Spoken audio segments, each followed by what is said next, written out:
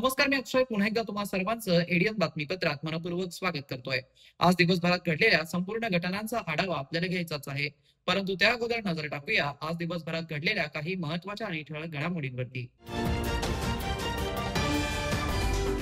रखमाजी जाधव अजय काळेंच्या प्रयत्नांना यश, पालकमंत्री यांनी छावणी मुख्य रस्त्याला दिला 2 कोटींचा निधी, भूमिपूजन उत्साहात संपन्न।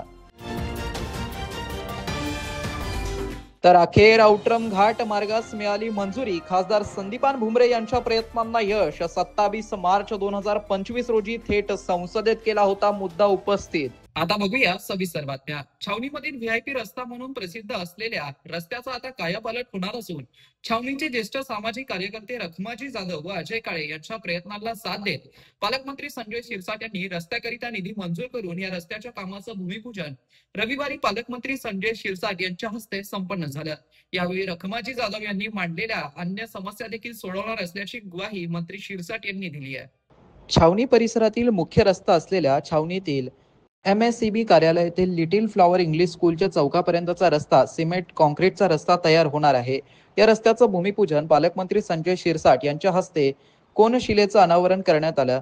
यावेळी प्रमुख उपस्थितीमध्ये प्रामुख्याने माजी महापौर अशोक सायना यादव, नंदकुमार घोडेले, हर्षदा शिरसाट, प्रतिभा जगताप, विकास जैन, सिद्धांत शिरसाट, राहुल यल्दी, अंबादास मस्के, प्रशांत तारगे, MA अजर, पप्पू वर्मा, महादेव जाधव, राम गजरा, बबलू, अण्णा शेख, शेखर भंडारी, बाबा तायडे यांच्यासह अनेक कार्यकर्ते या कार्यक्रमाला उपस्थित होते। यावेळी काही कार्यकर्त्यांना मंत्री शिरसाट यांच्या हस्ते नियुक्तीपत्र प्रदान करण्यात आलं।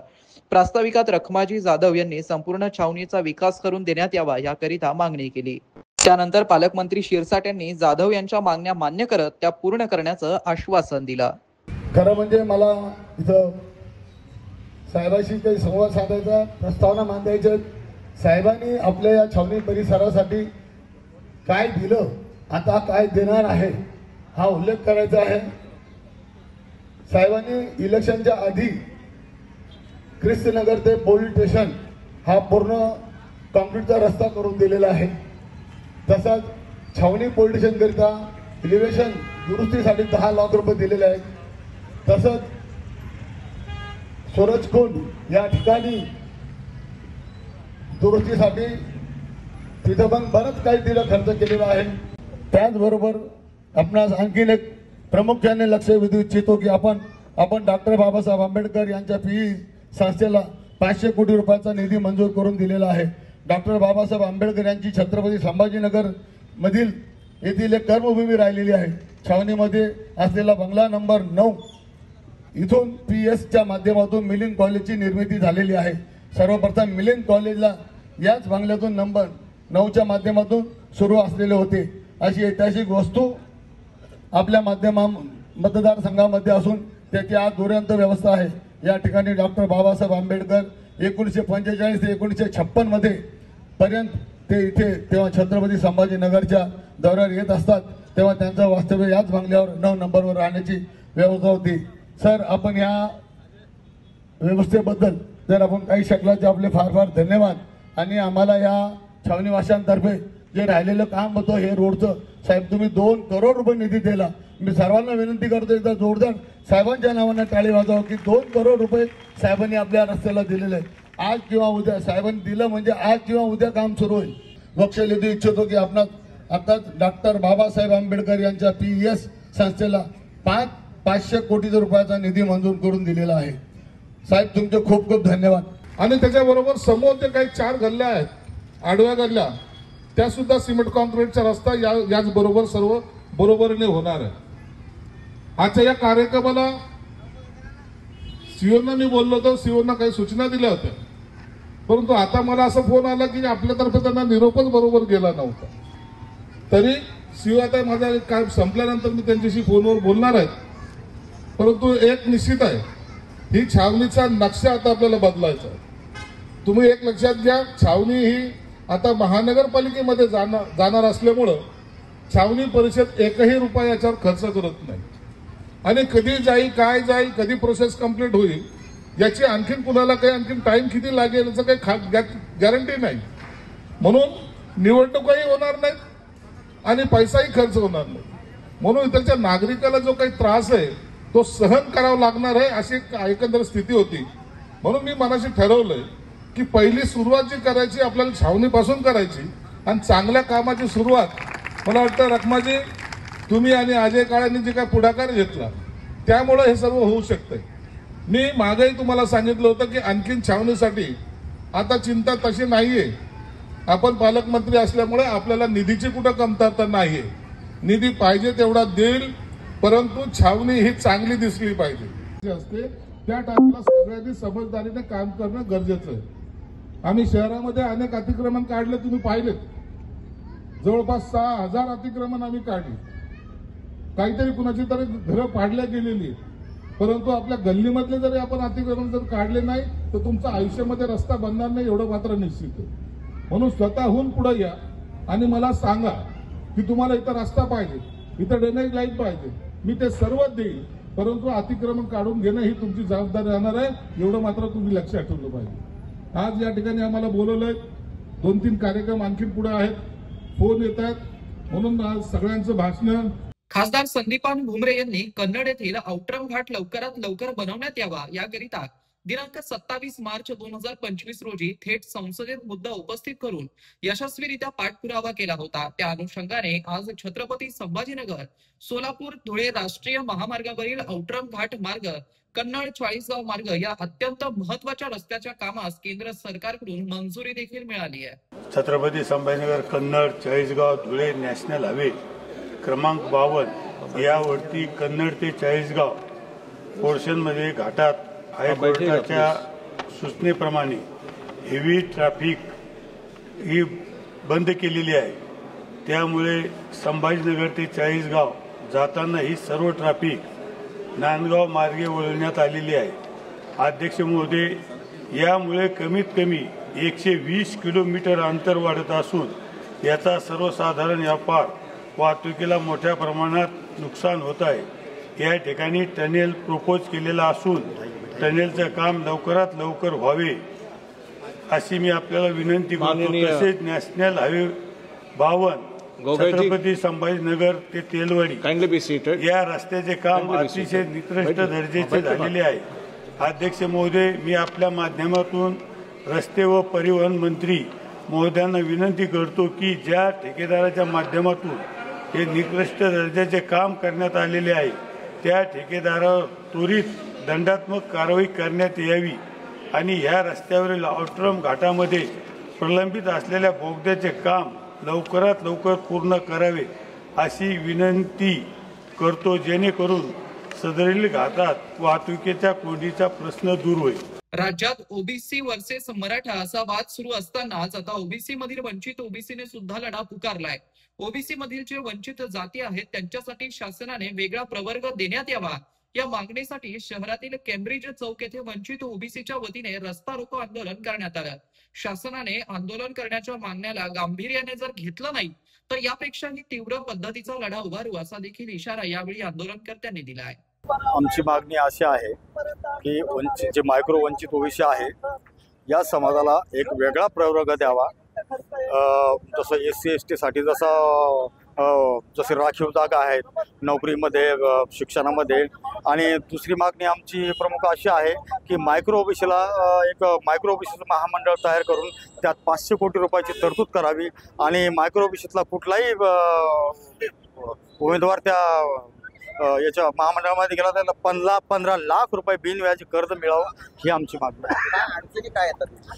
अडचणी येण्याचं कारण आम्ही अडचणीतच कायमस्वरूपी अडचणीतच असल्यामुळे आम्ही जे आज उठलोय, पेटून जे उठलोय सगळा समाज, आम्ही लेकरा बाळा सहित आज रोडवर आलेले आहे. आम्ही पेटून उठण्याचं कारण हे की आम्ही कुठपर्यंत हा त्रास सहन करायचा.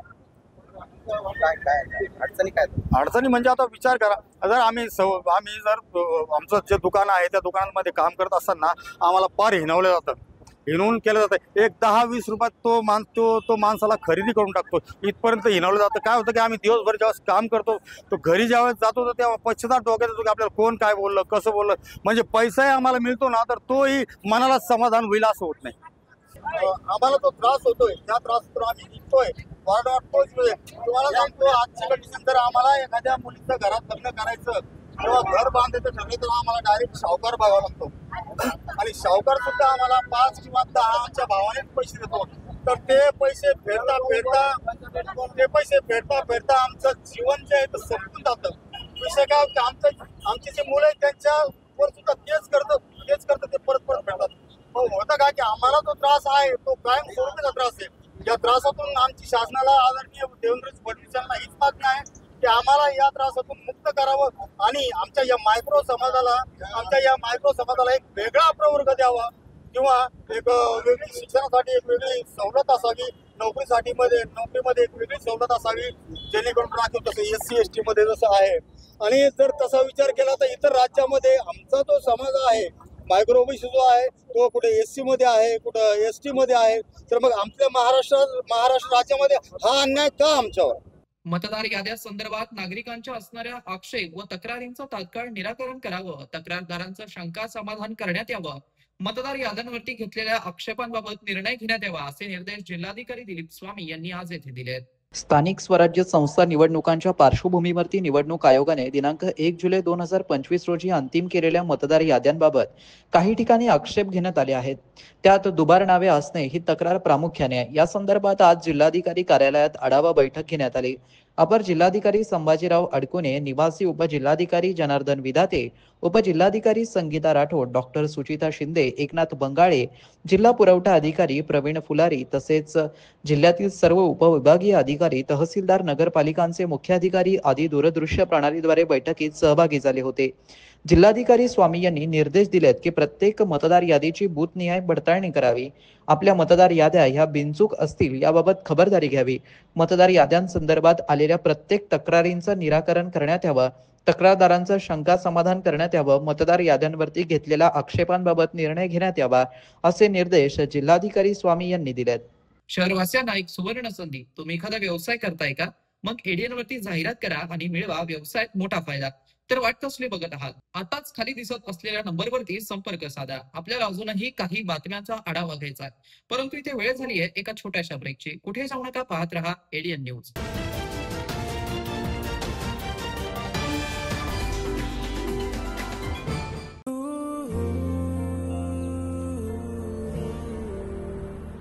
हाय, इथे शिफ्ट होतेस? हो. कोणतं कॉलेज? SPPU. अरे मी पण. मग कधी ड्रॉप हवा असेल तर मम्मी आणि तुझी प्रोफेसर सुद्धा. प्रोफेसर?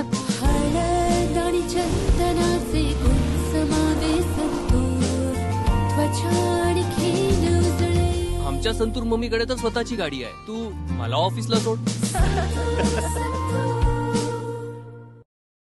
बाळा, ती चंदन लेपाने बनलेली संतूर अगरबत्ती लाव बरं. तुमच्या भक्ती इतकी शुद्ध, अस्सल चंदन लेपाने बनलेली संतूर अगरबत्ती.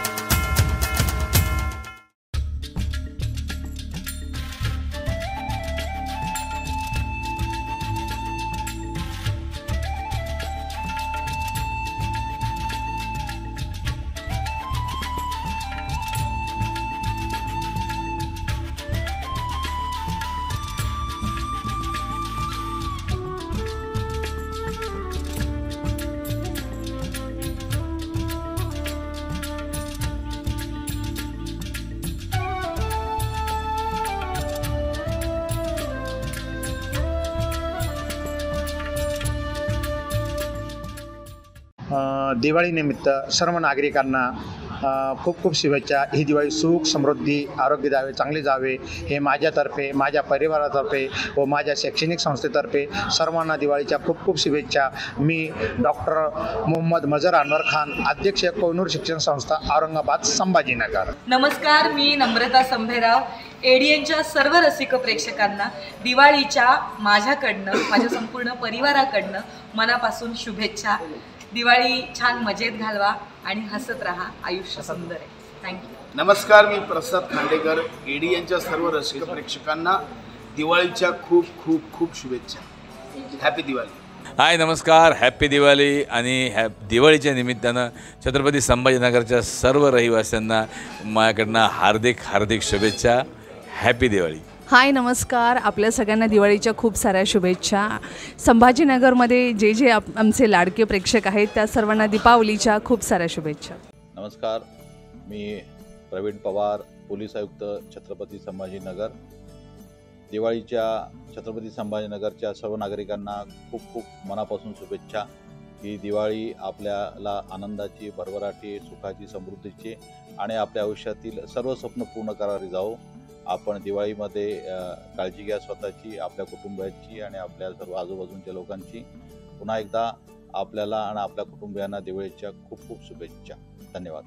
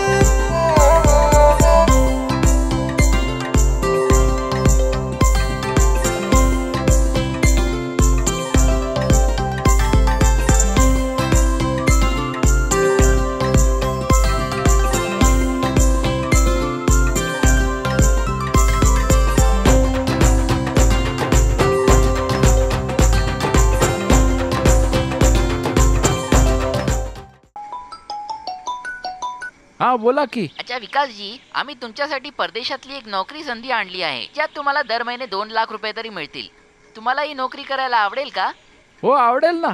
काय करायचं ते फक्त सांगा. ते इकडे आधी तर पैशांची हाव सोडावी लागेल. आव सर, हे काय केलं? हे जे कॉल होतं फ्रॉड कॉल होतं. काय सांगता? मग काय, म्हणून तुम्हीही सावध राहा. सायबर क्रिमिनल्स तुम्हाला नोकरीच्या नावाखाली परदेशी नेऊन आणि गुलाम बनवून सायबर क्राईम्स करायला भाग पडू शकतात. अशा सायबर गुलामीपासून वाचण्यासाठी नोकरीशी संबंधित सगळी कागदपत्रे काळजीपूर्वक वाचा आणि परराष्ट्र व्यवहार मंत्रालयाच्या अधिकृत एजंटद्वारेच परदेश प्रवास करा.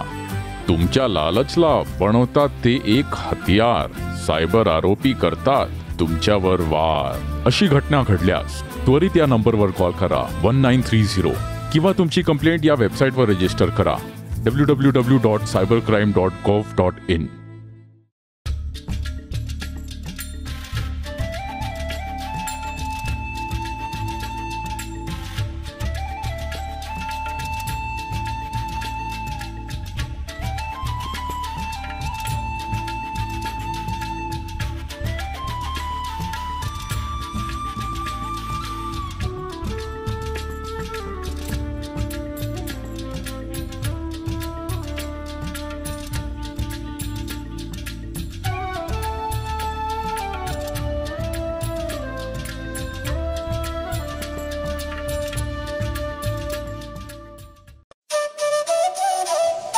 मराठवाड्यातील अग्रगण्य मंडप डेकोरेटर्स म्हणजेच जाधव मंडप डेकोरेटर्स तसेच केशर सुपर मार्केट यांच्याकडून धनत्रयोदशी निमित्त व दीपावली निमित्त तुम्हा सर्वांना मंगलमय शुभेच्छा.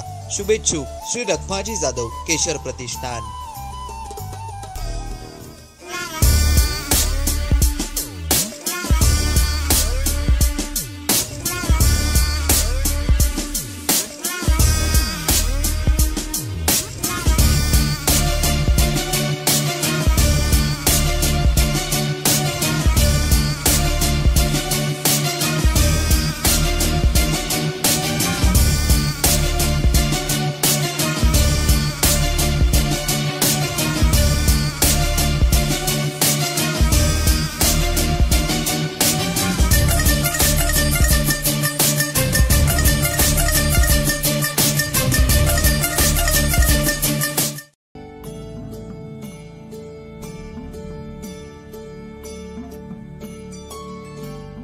वैजापूर नगरपालिकेच्या वतीने सर्व नागरिकांना दीपावलीच्या शुभेच्छा. शहरातील सर्व नागरिकांनी हा सण साजरा करताना सार्वजनिक ठिकाणी कुठेही अस्वच्छता होणार नाही, त्याचप्रमाणे हा सण पर्यावरणपूरक कसा साजरा करता येईल याकडेही लक्ष द्यावं व नगरपालिकेला सहकार्य करावं. त्याचप्रमाणे जी काही ओल्या दुष्काळाची परिस्थिती आहे त्यामध्येही नागरिकांनी जे काही या अतिवृष्टीमध्ये बाधित लोक आहेत यांची कशा प्रकारे मदत करता येईल यामध्येही जर पुढाकार घेतला तर खऱ्या अर्थाने ही दीपावली आपल्याला शुभ गेली असं आपल्याला म्हणता येईल. धन्यवाद.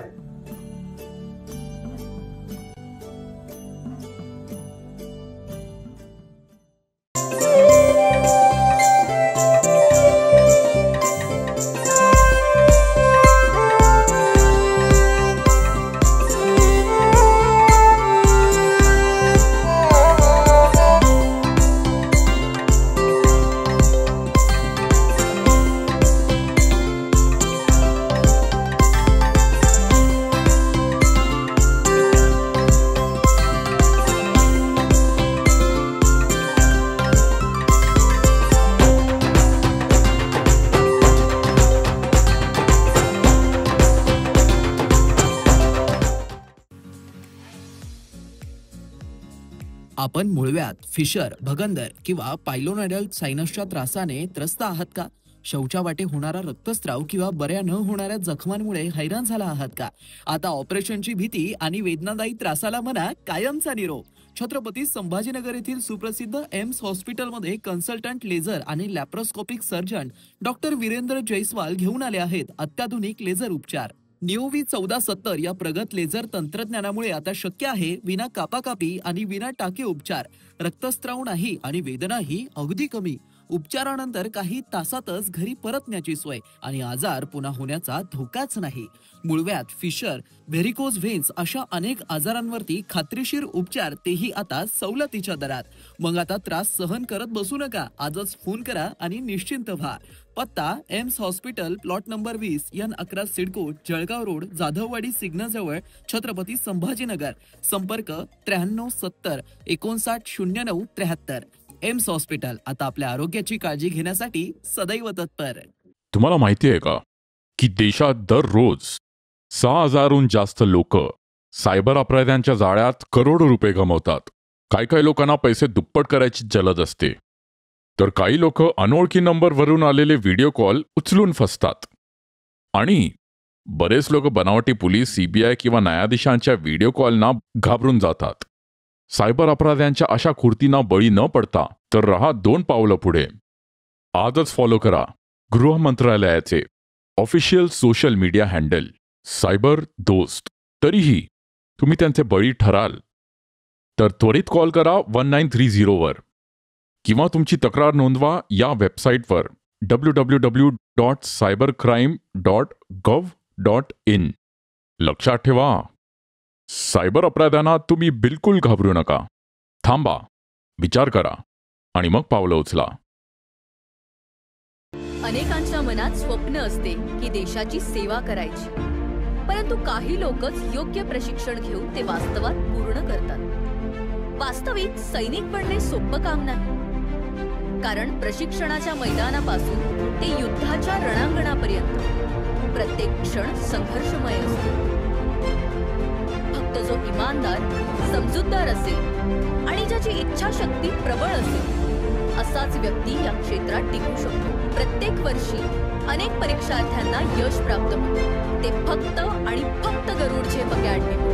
पंख आम्ही देतो, उंच भरारी तुम्ही घ्या.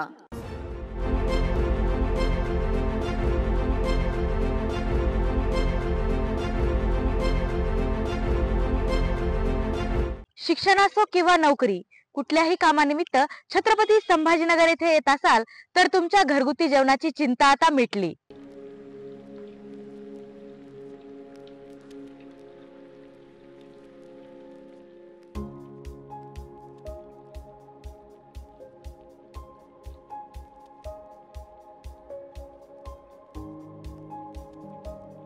नमस्कार, मी पूजा दातार. मी रुचिरा स्वयंपाकघर सुरू करून 15 वर्ष झाली. सुरुवातीला रुचिरा स्वयंपाकघर सुरू करताना माझी आवड म्हणून सुरू केलं, पण त्याचं व्यवसायात हळूहळू रूपांतर झालं. रुचिरा स्वयंपाकघर हे स्वतःच्या जागेत 2009 पासून संभाजीनगर खडकेश्वर येथे सुरू आहे. तेथून मला अनेक साऱ्या ऑर्डर्स मिळत गेल्या. एका मोठ्या शाळेचं मला कॉन्ट्रॅक्ट मिळालं होतं. मी रोज 2200 लोकांना जेवण देत होते 5.5 वर्ष. नंतर मी पूर्ण कॉन्सन्ट्रेशन रुचिरा स्वयंपाकघर खडकेश्वर येथे केलं. तेथील फीडबॅक म्हणाल तर सगळी मेडिकलची मुलं जे घरापासून दूर राहतात त्या लोकांना आपल्या घरासारखं जेवण रुचिरामध्ये मिळतं असं प्रत्येकजण आनंदाने सांगत असतो मला. आणि मी तर म्हणते की तुम्ही ते पे करून जेवता, पण ते म्हणतात की नाही, पे हा भाग वेगळा आहे, पण आमच्या शुभेच्छा आणि सदिच्छा जास्त महत्त्वाच्या आहेत. तसंच रुचिरा स्वयंपाकघरात आपण आपल्या घरच्यासारखं अन्नधान्य निवडून, भाज्या निवडून, अतिशय स्वच्छता राखून स्वयंपाक करतो. स्वयंपाकात घरगुती मसाले 80% वापरले जातात. माझा कटाक्ष क्वालिटी मेंटेन करण्यावर असतो, त्यामुळे मी किराणा जास्तीत जास्त चांगल्या क्वालिटीचा आणते. तसंच भाजीपाला जाधव मंडईतून आणते, त्यामुळे ताजा स्वच्छ भाजीपाला मिळतो. त्यामुळे आपल्या स्वयंपाकाची चवही उत्तम राखता येते आणि आरोग्यपूर्ण स्वयंपाक होतो. घरगुती जेवणाच्या चवीसाठी एकदा अवश्य भेट द्या रुचिरा स्वयंपाकघर येथे. मस्त मास्क पहना रे तूने. Thank you sir. वो जान बचाने के लिए पहनना पड़ता है ना सर. रेडीमेड है या टेलर मेड है? ऑनलाइन ऑर्डर किया है सर. एक और है ना सर. देना. बहुत मस्त लगे आपको.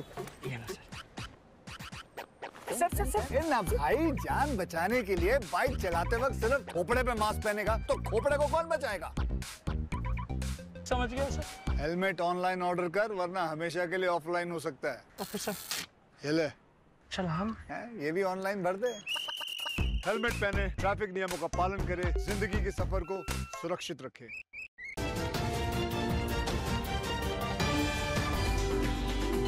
ब्रेक नंतर पुन्हा एकदा स्वागत. आपण बघत आहात एडियन बातमीपत्र.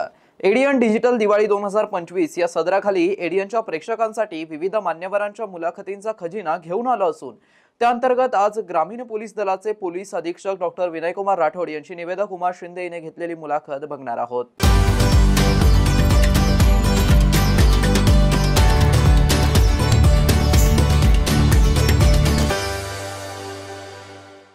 नमस्कार, मी उमा शिंदे आपल्या सर्वांचं मनपूर्वक स्वागत करते.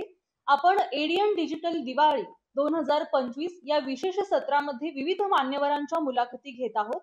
आता आपल्या बरोबर आज उपस्थित आहे छत्रपती संभाजीनगर ग्रामीणचे पोलीस अधीक्षक डॉक्टर विनयकुमार राठोड सर. सर्वप्रथम एडियनच्या वतीने मी आपलं मनपूर्वक स्वागत करते सर, आणि आपल्याला दीपावलीच्या अनेक शुभेच्छाही देते.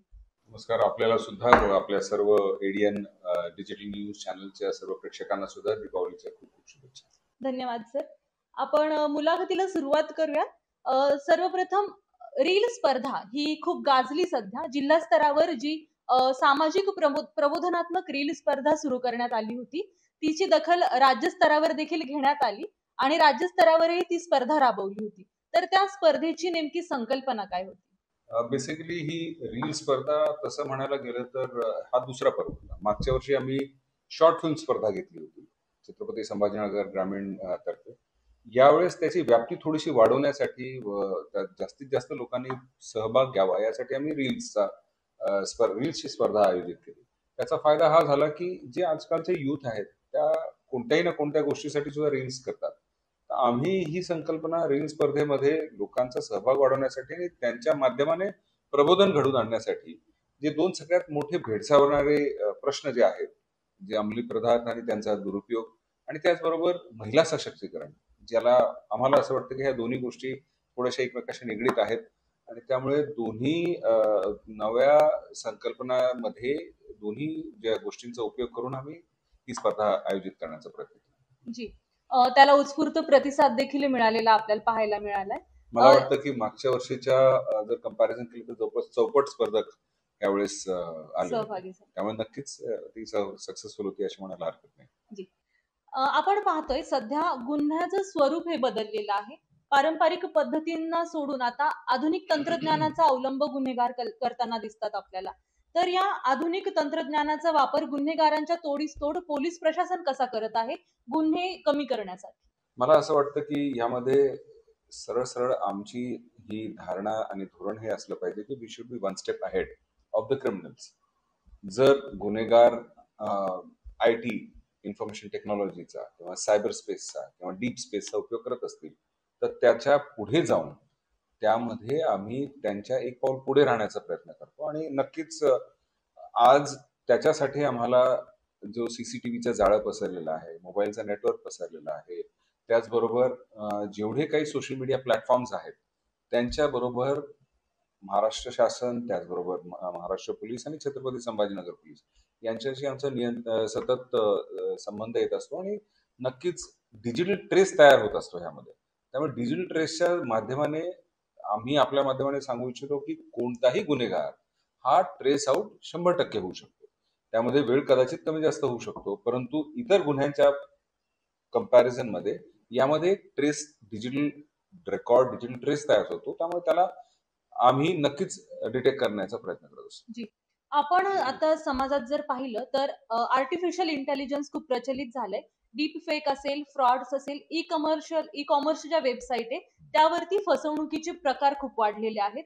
म्हणजेच गुन्हेगार वेगळ्या मार्गांचा अवलंब करत आहे. तर पोलीस प्रशासन ते नियंत्रण करण्यासाठी काय सध्या पावलं उचलत आहे? मला असं वाटतं की यामध्ये समाज प्रबोधनाची खूप मोठी गरज आहे.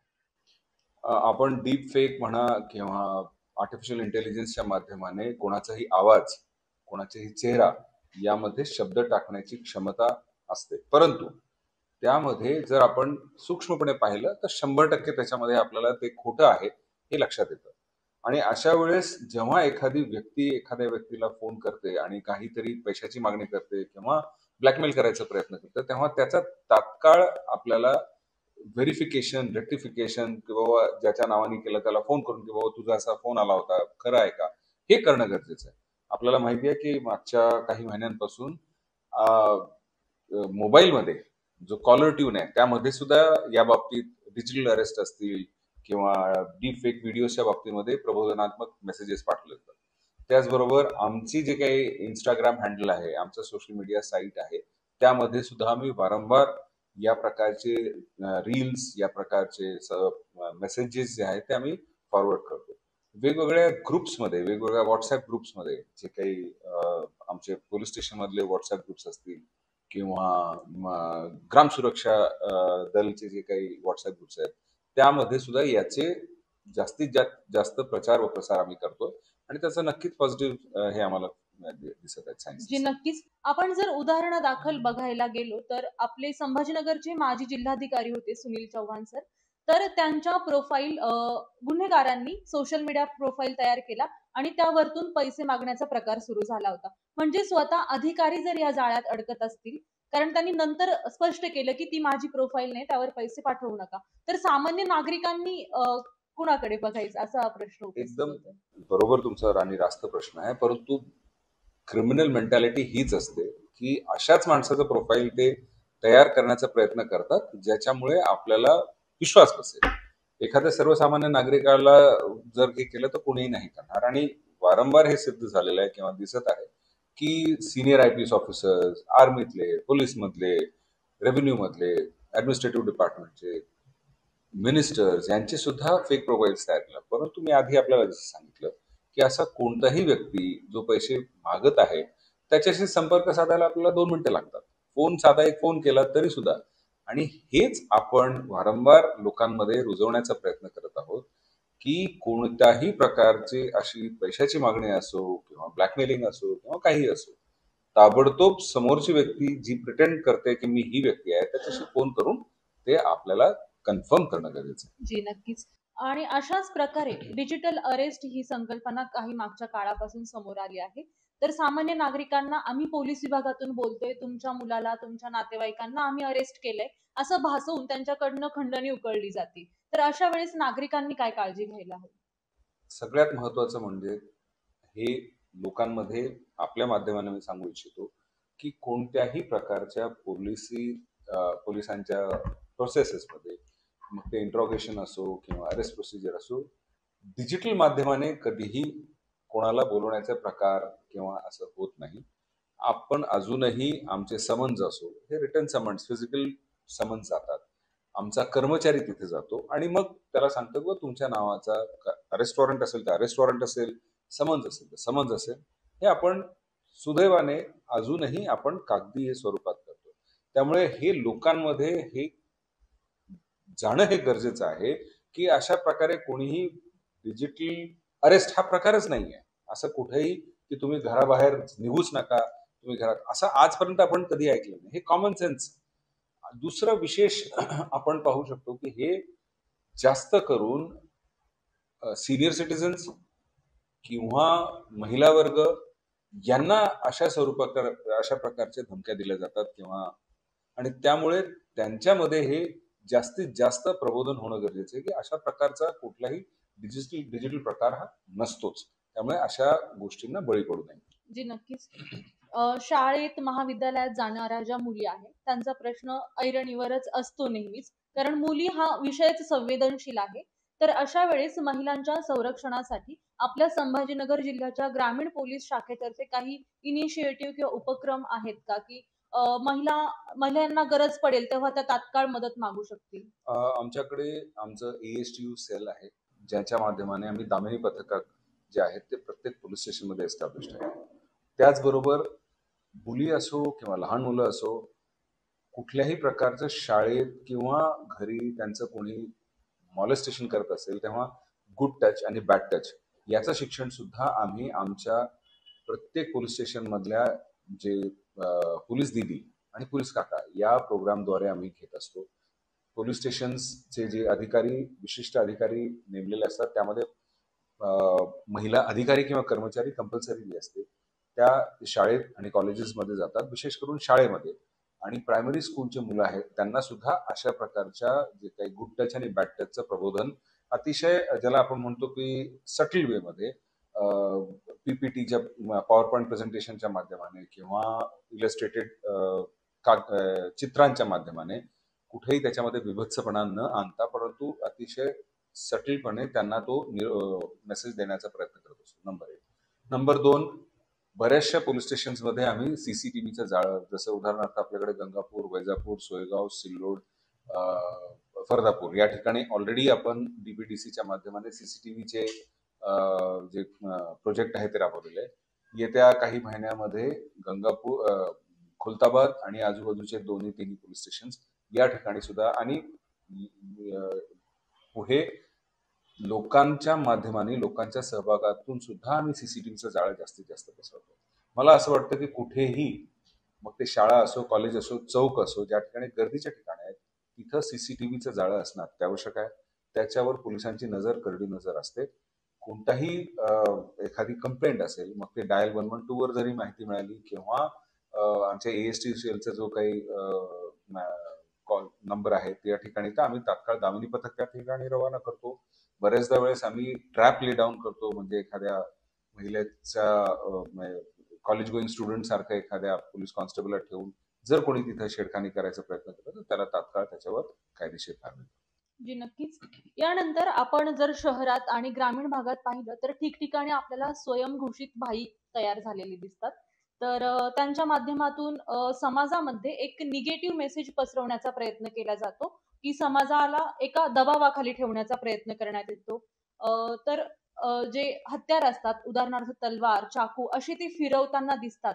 तर मग अशांना जबर बसवण्यासाठी पोलीस प्रशासनाकडनं काय करण्यात येतात कारवाई? 2-3 गोष्टी. एक तर आमचं DSB पथक म्हणजे स्पेशल ब्रांचचे पथक मधले कर्मचारी कायम प्रत्येक गावामध्ये जे सोशल मीडिया आहेत त्यांच्यावर लक्ष ठेवतात. आमचं सायबर सेल आहे ते सुद्धा लक्ष ठेवतं. आणि असला कोणताही सोशल मीडिया प्लॅटफॉर्मवर जर एखादी व्यक्ती कोणत्याही प्रकारचं वेपन, मग ते पिस्टल असो किंवा तलवार असो किंवा चाकू असो, मग ते केक कापण्यासाठी असो किंवा हवेत भिरकावणे असो, त्याला तात्काळ त्यांच्यावर कायदेशीर कारवाई केली जाते.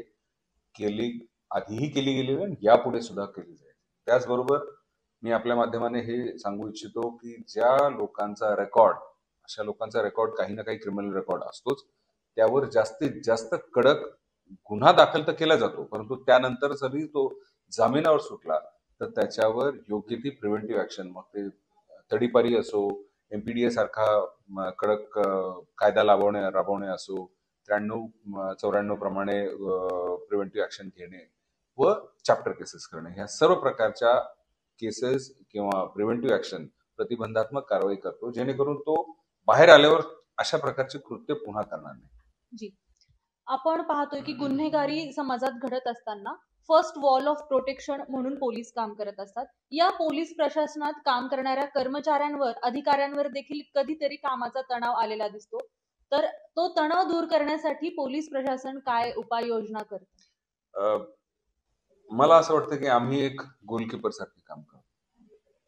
एक गोलकीपर आपल्या आयुष्यात शेकडो गोल वाचवतो, परंतु कुठेतरी एखाद्या महत्वाच्या ठिकाणी किंवा कधीतरी एक गोल तो कधीतरी त्याच्याकडून हुकतो आणि लोक त्याचे जे काही 99 गोल जे त्यांनी वाचवलेले असतात ते विसरून केवळ तो एक गोल, दुर्दैवाने म्हणा सुदैवाने म्हणा, ह्याच प्रकारची परिस्थिती मनस्थिती पोलिसांची, अधिकाऱ्यांची असते. परंतु तरी सुद्धा हे याची जाणीव करून देणे आणि त्या माध्यमाने आम्ही आमच्या कर्मचाऱ्यांना, अधिकाऱ्यांना हे सांगण्याचा प्रयत्न करतो की आपल्यामध्ये ती शक्ती आहे, ते अधिकार आहेत की आपण इन्स्टंट जस्टिस लोकांना देऊ शकतो. यामध्ये समाधान मानायचं आणि हो, यामध्ये टेन्शन जरी असलं तरी आपल्याकडे अनेक असे माध्यम आहेत ज्याच्यातून आपलं हे टेन्शन, आपला हा स्ट्रेस कमी करू शकतो. सगळ्यात महत्वाचं आपलं फॅमिली, दुसरं कोणत्यात नाही कोणतं स्पोर्ट्स एंगेज करणे. जिल्हा स्तरावर आम्ही कायम महिन्यातून एकदा असं कोणतं ना कोणतं उपक्रम घेत असतो, ज्यामध्ये जे काही स्ट्रेसिंग फॅक्टर्स आहेत त्याला कमी करण्याचा प्रयत्न करतो. कधी योगासनाचे क्लासेस घेतो, कधी ताणतणाव मुक्तीवर प्रबोधनात्मक लेक्चर्स घेतो, कधी आमच्या म्हणजे वर्षातून 2-3दा स्पर्धा होत असतात, डिस्ट्रिक्ट स्पोर्ट्स, रेंज स्पोर्ट्स असतात. त्यानंतर संभाजीनगर ग्रामीण इतका नॅचरली एनरिच्ड एरिया आहे की वेगवेगळ्या ठिकाणी ट्रेकिंग चे आम्ही उपक्रम घेत असतो. या माध्यमाने जास्तीत जास्त लोकांचा एक तर स्ट्रेस कमी होतो, दुसरा एक इन्फॉर्मल रिलेशनशिप वरिष्ठ अधिकारी आणि कर्मचाऱ्यांमध्ये तयार होतो. त्यामुळे त्यांना सुद्धा एक ज्याला आपण म्हणतो आत्मविश्वास निर्माण होतो की माझे वरिष्ठ जे आहेत ते वेळ पडल्याबरोबर माझ्या बरोबर खांद्याला खांदा लावून ते नेहमी हजर असतात. त्यामुळे त्याचा नक्कीच तो जो काही स्ट्रेस आहे तो कमी होण्यास मदत होते. जी नक्कीच. यानंतर छत्रपती संभाजीनगर ग्रामीण पोलीस अधीक्षक कार्यालयाच्या वतीने एक उपक्रम सुरू करण्यात आलाय, ज्यामध्ये जे पोलीस अधिकारी किंवा कर्मचारी गुन्हे उघडकीस आणायला मदत करतील त्यांना विभागाकडनं कौतुकाची थाप देण्यात येते. तर त्याला कसा प्रतिसाद मिळतोय कर्मचाऱ्यांकडून? अतिशय उत्कृष्ट प्रतिसाद मिळतो. मला चांगलं आठवतं की मागच्या वर्षी मी जेव्हा इथं आलो होतो तेव्हा एक आरोपी असा होता जो जवळपास 2.5 ते 3 वर्षापासून फरार होता आणि त्याचे गुन्ह्याचा आलेख बऱ्यापैकी मोठा होता. आणि त्यावेळेस मी असंच एका क्राईम कॉन्फरन्समध्ये मी माझ्या अधिकाऱ्यांना आणि कर्मचाऱ्यांना घोषित केलं होतं की जर या आरोपीला तुम्ही येत्या 2 महिन्यामध्ये जर पकडून दिलं तर तुम्हाला इतका कॅश रिवॉर्ड आणि सर्टिफिकेट देणार. आणि आश्चर्याचा धक्का हा बसला की पुढच्या क्राईम कॉन्फरन्सच्या आधी तो मिळाला. असे जेव्हा प्रत्येक पोलीस स्टेशनमध्ये, मग ते पोलीस स्टेशन असो, ट्रॅफिकचा ब्रांच असो, MT डिपार्टमेंट असो, क्राईम कंट्रोल रूम असो, प्रत्येक ठिकाणी प्रत्येकाला एक ड्युटी दिलेली आहे. माझा प्रयत्न हा राहतो की त्याला जी ड्युटी दिलेली आहे त्या लोकांमध्ये जो सर्वोत्कृष्ट काम करतो त्याला शाबासकीची थाप देणं हे माझं कर्तव्य ऍज अ टीम लीडर. आणि मग प्रत्येक वेळेस बक्षीस म्हणजे फक्त रिवॉर्ड, कॅश रिवॉर्ड हे नसतो.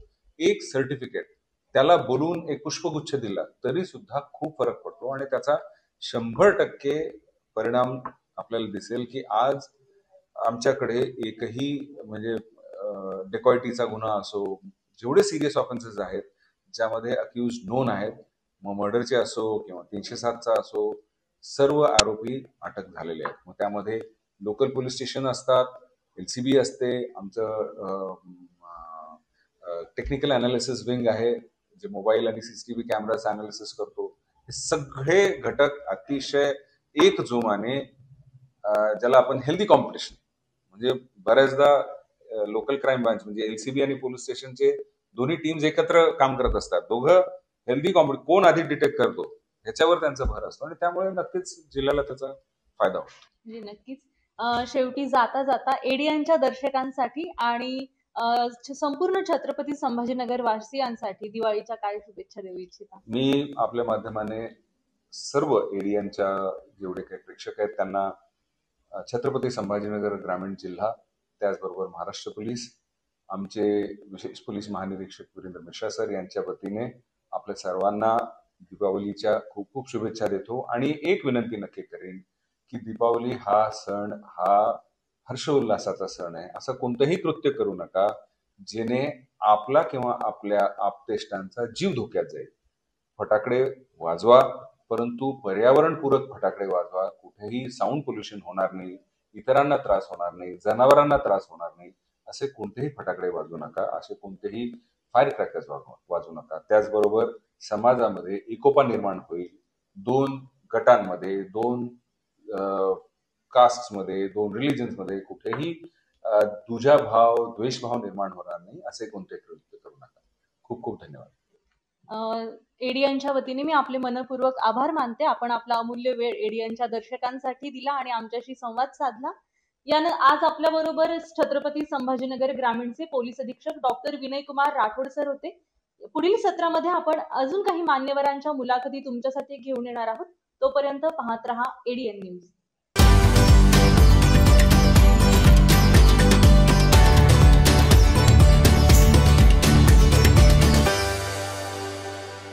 शेवटी पुन्हा एकदा नजर टाकूया आज दिवसभरात घडलेल्या काही महत्त्वाच्या आणि ठळक घडामोडींवरती. रखमाजी जाधव अजय काळेंच्या प्रयत्नांना यश. पालकमंत्री यांनी छावणी मुख्य रस्त्याला दिला 2 कोटींचा निधी. भूमिपूजन उत्साहात संपन्न. तर अखेर औटरम घाट मार्गास मिळाली मंजुरी. खासदार संदीपान भुमरे यांच्या प्रयत्नांना यश. 27 मार्च 2025 रोजी थेट संसदेत केला होता मुद्दा उपस्थित. आणि याबरोबरच हे बातमीपत्र इथे संपलं. पुन्हा भेटूया पुढील बातमीपत्रात. तोपर्यंत पाहत रहा आपल्या हक्काचं बातमीपत्र एडियन न्यूज.